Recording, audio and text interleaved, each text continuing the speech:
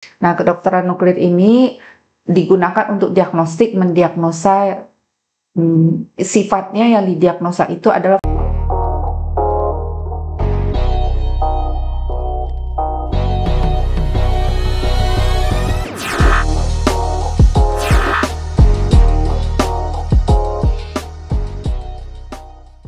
Assalamualaikum warahmatullahi wabarakatuh. Pada sesi kali ini kita kehadiran tamu yang sangat luar biasa, yaitu Ibu Profesor Dr. Aisyah Elianti. Beliau merupakan ahli di kedokteran nuklir yang baru saja kita promosikan di Universitas Andalas. Guru besarnya, profesornya, Bu ya. Selamat Bu Prof atas pengukuhan guru besarnya. Ini suatu kebanggaan bagi kita di Universitas Andalas memiliki guru besar di bidang kedokteran nuklir. Judul pidato ilmiahnya itu peran teranostik kedokteran nuklir pada tata laksana penyakit di era kedokteran molekuler dan dampaknya pada layanan kesehatan di Sumatera Barat. S1-nya di FK Unan, S2, S3-nya di Universitas Pajajaran. ya, betul. Dan sekarang aktif sebagai dosen tetap di Fakultas Kedokteran Universitas Andalas. Ya. Jadi sebelum kita diskusi tentang peran kedokteran nuklir ini, Prof, kita mungkin diekspos sedikit, Prof, pengalaman pribadinya, hal yang menarik mungkin yang perlu kita share ya kepada pemirsa kita, mungkin ya berkaitan dengan kuliahnya atau pemilihan dengan bidang ilmunya. Kedokteran nuklir ini kan sangat spesifik juga, dan kalau bicara nuklir itu Bu Prof itu kan agak ada juga kontroversinya gitu kan. Ya, Bu Prof, silakan. Sangat membahagiakan bisa ikut di podcast ini. Jadi memang saya kan memilih kedokteran nuklir ini bukan merupakan suatu hal yang favorit sebetulnya. Iya, betul. Tapi pertama karena saya ditempatkan waktu itu di bagian fisika di kedokteran, kemudian saya harus melanjutkan sekolah. Apa yang bisa saya lanjutkan dengan bagian fisika di kedokteran? Iya. Pertama waktu itu saya berpikir untuk melanjutkan ke ITB untuk engineering medicine gitu ya. Kemudian tapi setelah saya baca-baca silabusnya lumayan berat untuk karena lebih ke teknik sifatnya. Kemudian ada lagi kedokteran nuklir, waktu itu saya menerima leaflet yang dikirimkan. Tentu saja ini suatu hal yang baru dan menarik, dan saya merasa ada challenge-nya di sana, Pak. Dengan mengikut kedokteran nuklir ini apa dan bagaimana. Mungkin saya kan orangnya sifatnya lebih suka ada tantangannya. Nah, karena ini memang rimba yang nggak tahu apa, jadi seakan-akan ada tantangan untuk masuk ke sana. Itu membahagiakan saya gitu. Artinya Allah mungkin punya rencana ya, Pak Muzir. Ternyata saya menunjukkan spesialis. Satu hal adalah yang menarik, di spesialis kedokteran nuklir itu nggak ada jaga malamnya. Oh iya.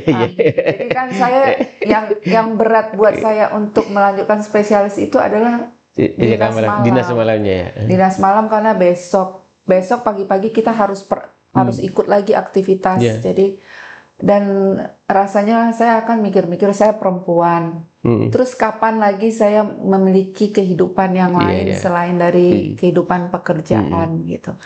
Nah, dan orang-orangnya alhamdulillah di sana waktu itu ketua departemennya orang Sumatera Barat juga, Prof. John N. Mansur. Beliau sangat mengarahkan kita untuk menjalani pendidikan ini, dan juga membawa saya untuk masuk ke lingkungan pergaulan internasional di bidang kedokteran nuklir ini. Jadi Kata beliau waktu itu, kalau masuk kedokteran nuklir itu duitnya nggak ada, gitu. Tapi buat beli ayam sekali seminggu mah ada, gitu kan. Nah, tapi ada hal mungkin kepuasan itu kan tidak hanya dari betul. Uang ya Pak Muslir, dan berkat bimbingan dari Prof. Johan juga saya masuk ke lingkungan, masuk ke International Atomic Energy Agency, kenal dengan orang-orang di sana, kenal dengan expert kedokteran nuklir dari berbagai negara yang sebelumnya saya merasa gagap untuk berada di lingkungan internasional tadi, tapi berkat bimbingan para dosen yang ada di sana, akhirnya saya kecebur di sana. Tetapi ada hal-hal kehidupan sipil lain, saya masih punya waktu. Betul. Gitu. Kita bicara kedokteran nuklir ini apa nih, Prof? Kedokteran ini apa yang kajian-kajian nuklir atau apa dari teknologi nuklir ini yang bisa dimanfaatkan di kedokteran ini gitu? Iya, sebetulnya ke nuklir ini kan dimanfaatkan di berbagai bidang ya Pak, termasuk energi, energi pembangkit listrik ya. Kemudian kalau energi yang besar bisa untuk persenjataan. Ya, apalagi kan yang kita kenal kan kalau nuklir ini kan kita sebagian masyarakat kita ini masih fobi gitu kan ya. Fobia karena adanya insiden Chernobyl, Fukushima, bom atom, Nagasaki. Tapi sebetulnya kita sudah memanfaatkan teknologi ini tanpa kita tahu. Seperti rekayasa benih, kemudian untuk pertambangan, untuk mendetek kandungan minyak, kandungan mineral, mereka kan menggunakan teknologi nuklir. Kemudian nuklir yang ini kan sebetulnya ada energi yang besar, ada medium, ada yang kecil. Untuk yang kecil inilah yang digunakan untuk pada manusia yang kita kenal dengan kedokteran nuklir. Nah, kedokteran nuklir ini digunakan untuk diagnostik, mendiagnosa sifatnya yang didiagnosa itu adalah fungsi organ. Karena radioaktifnya dimasukkan ke dalam tubuh, itu yang dilacak. Kemudian sesudah itu kan begitu dilacak dengan detektornya, kemudian dianalisis oleh komputer, mungkin keluar hasil. Jadi perubahan yang Pak Muzir sampaikan tadi, fungsi dan metabolisme itu hanya bisa dideteksi dengan pelacak nuklir. Itu digunakan jadi untuk mendiagnosa atau menentukan stadium penyakit, atau kalau orang-orang sudah diterapi, kemudian apakah terapinya berhasil atau tidak, bisa digunakan pemeriksaan nuklir sesudah diterapi, kemudian ternyata sesudah terapi hasilnya memuaskan. Bisa juga terapinya ternyata tidak memuaskan, berarti tidak berhasil. Mungkin dokternya menjadi, kita ganti. Jadi tentu saja kita dapat menghindari trial and error pada pengobatan. Tanpa adanya pelacakan seperti itu, akhirnya kan kita kasih terus, tapi kita nggak pernah tahu yang kita kasih ini sebetulnya bermanfaat bagi pasien atau tidak. Tidak cukup itu dengan CT scan atau lain sebagainya itu, Prof? Dia kan berbeda peran. Kalau CT scan itu pemeriksaan anatomikal. Jadi kedokteran nuklir ini hanya melihat fungsi. Kemudian teknologi berkembang menggabungkan alat kedokteran nuklir ini dengan CT scan atau MRI untuk membantu sebetulnya kerusakan itu lokasinya yang pastinya di mana.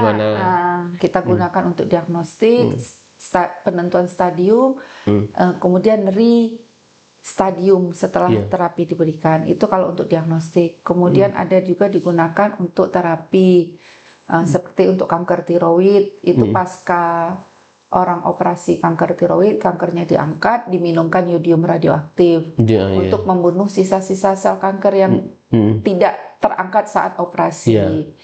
Nah, itu sudah dilakukan lebih dari 60 tahun. Itu bukan suatu hal yang baru. Yang baru untuk tiroid ini. Di tempat kita mungkin yang tidak begitu populer. Kemudian terapi kanker prostat yang tidak respon dengan obat-obatan yang ada.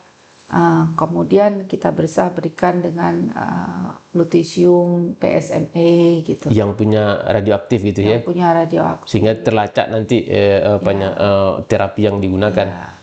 Jadi sebetulnya kalau kita lihat Pak Muzir, Indonesia itu udah dari tahun berapa ya, 70-an itu sudah ada kedokteran nuklir di Indonesia. Cuman tidak berkembang sepesat di negara lain. Kalau berbicara perkembangan, Pak Munzir, tahun 2002 saya ke Filipina. Saat itu bertemu sama teman yang ada di Filipina yang berasal dari Vietnam. Saat itu mereka belum ada spesialis kedokteran nuklir. Waktu itu sama saya mereka hanya punya fasilitas radio immunoassay. Tapi tahun ini, tahun 2021, jumlah kamera SPECT, CT dan siklotronnya jauh lebih banyak dari kita. Penduduk mereka cuma 1/3 dari kita. Di Vietnam ya? Iya, di Vietnam. Makanya sekarang juga berkembang para wisata kesehatan ke Vietnam. Harga lebih murah, kemudian fasilitasnya lengkap. Nah, itu yang sebetulnya yang kita tidak antisipasi ya. Betul. Indonesia, kita punya SDM orangnya, tapi kalau tidak dilengkapi dengan infrastruktur yang menunjang, ya tentu saja ilmu itu tidak bisa dikembangkan dan tidak bisa dimanfaatkan oleh orang banyak. Ya akibatnya kita seperti orang Padang misalnya yang dapat cancer itu kan berobatnya ke Malaka. Salah seorang teman saya itu bawa keluarganya berobat ke Malaka untuk PET scan saja menghabiskan duit 75 juta karena itu menggunakan kedokteran nuklir itu ya. Karena dia kan nggak mungkin pasien sendiri pergi, Pak. Iya, betul. Dia harus ada keluarganya. Padahal misalnya pemeriksaan itu katakanlah 12 juta di Indonesia. Tapi ketika 12 juta di Indonesia itu dikatakan mahal ya. Tapi orang mampu bayar itu, keluar duit 75 juta pergi ke Malaysia. Nah, ini yang jadi kalau di kita nih di mana nih ada fasilitas yang apa nih untuk kedokteran nuklir nih? Saat ini yang established kan di Jakarta di Pusat Kanker Darmais, rumah sakit ya. Kemudian di Cipto ada tapi tidak selengkap di Darmais. Kemudian rumah sakit Muhtaryadi MRCCCC, Muhtaryadi Riset Cancer Komprehensif yang di Semanggi, kemudian Rumah Sakit Gading Pluit, kemudian Rumah Sakit Gading Pluit sama MRCCC itu kan rumah sakit swasta, Pak Munzir. Kemudian ada lagi rumah sakit swasta, Rumah Sakit Mandaya. Jadi sepertinya memang karena ini syarat investasi ya. Ini mahal investasinya. Karena itu tadi perlu pengamanan itu mungkin lebih tinggi ya, Bu. Ya, karena tidak hanya ada dokternya, kemudian alatnya, tapi infrastruktur itu diatur oleh peraturan Bapeten. Yang harus dilengkapi. Jadi di Jakarta ya di Rumah Sakit Pertamina ada. Rumah sakit harapan kita khusus jantung ada, tapi belakangan alatnya rusak dan tahun 2002 kemarin mendapat lagi. Kemudian tempat yang lainnya di Pulau Jawa yaitu di Bandung, di Semarang, di Solo dan di Yogyakarta. Satu rumah sakit di Kalimantan karena Kalimantan mungkin di Samarinda Pemdanya banyak duit kan ya? Iya mungkin ya di Kalimantan Timur mereka, ya. Mereka punya satu kamera SPECT dan PET. Jadi itu. Jadi tidak banyak. Jadi kalau kita perlu yang di Padang ini, kalau nggak pergi ke Malaysia ya pergi ke Jakarta atau ke Bandung. Itu antrinya bulanan, ada yang tahunan itu, Pak. Dulu kan kita punya kabarnya Bu. Ya, dulu kita punya sampai tahun 2009. Tapi karena alat itu tidak ada, sudah tua, tentu ada masa umurnya, Pak. Rusak, dan karena dari suku cadang dari perusahaan pemproduksinya sudah discontinue, ya kerusakannya tidak bisa diperbaiki. Mungkin rumah sakit Universitas Andalas mungkin perlu nih Bu karena ahlinya ada gitu kan ya. Ya mudah-mudahan didengar sama Pak Dirut Rumah Sakit Unannya, Pak. Karena beberapa kali juga saya sudah bicara itu dengan Pak Yefri ya terkait dengan pengadaan alat ini. Ya tentu perlu lahannya ya. Tergantung juga dukungan infrastrukturnya ini ya. Kemudian tidak hanya diagnostik dan terapi, sebetulnya nuklir ini juga digunakan untuk pengembangan obat-obatan. Karena dia kan kita bisa mendeteksi reseptor dengan menggunakan tracer radioaktif. Jadi dalam risetnya ya pengembangan riset obat-obatan berbasis targeted terapi ya, target ya mungkin bisa dikembangkan karena kita kan bisa detect gitu Pak dengan menggunakan tracer tadi. Untuk ke depan ini bagaimana apanya Bu? Apa langkah-langkah yang perlu kita lakukan ke depan? Sejauh ini sampai saya hanya baru melakukan riset waktu selagi kamera masih ada di M Jamil, saya bisa melakukan riset in vivo. Tapi setelah tidak ada, tentu saya tidak boleh berhenti ya riset Pak. Riset tetap berjalan, tapi dengan metode in vitro. Kan sayang sebetulnya ketika riset-riset hasil in vitro tidak bisa dilanjutkan dengan in vivo. Nah, kedokteran nuklir itu perkembangannya sangat tergantung pada alat tadi. Kemudian mudah-mudahan alat yang sudah diinstal di Rumah Sakit M Jamil yang merupakan yang dianggarkan oleh Kementerian Kesehatan tahun 2022 kemarin, mudah-mudahan tahun ini bisa berjalan. Mudah-mudahan kita bisa melakukan pelayanan kesehatan pada masyarakat. Kalau izinnya sudah keluar dari Bapeten, tanpa sekarang Bapeten itu sangat strict Pak. Radioaktif itu nggak bisa dikirim ke suatu tempat kalau tidak ada institusi itu memiliki izin penggunaan sumber radioaktif. Iya. Mungkin Prof, closing statement-nya lah. Sebetulnya kedokteran nuklir ini adalah pemeriksaan molekuler sifatnya di tingkat molekuler. Jadi ketika sekarang itu pengobatan Pak, kita tidak lagi bisa mengobati seorang sakit A semua dikasih obat obat yang sapu jagat aja gitu kan ya, sapu jagat bisa. Apakah sebelum diberikan terapi atau sesudah diberikan terapi. Jadi semua berbasis molekuler. Kita saat ini mengarah ke terapi yang disebut dengan personalized medicine. Jadi pengobatan itu berbasis karakter biologi molekuler dari masing-masing pasien. Untuk menghindari yang disebut dengan trial and error treatment tadi. Di sini kata kunci pentingnya kedokteran nuklir ini, Prof ya? Ya, gitu kira-kira Pak Monzir. Mungkin sejauh ini dengan ada kamera spek yang ada di M Jamil, mungkin bisa dapat memberikan pelayanan bagi masyarakat Sumatera Barat tentunya, dan mudah-mudahan nanti ada kesempatan, ada anggaran dari Rumah Sakit UNAN ya Pak ya, untuk layanan dan untuk juga riset. Kali begitu. Terima kasih Prof, ini membuka mata kita nih sebetulnya pentingnya kedokteran nuklir ini ya. Khususnya seperti kata Prof tadi bahwa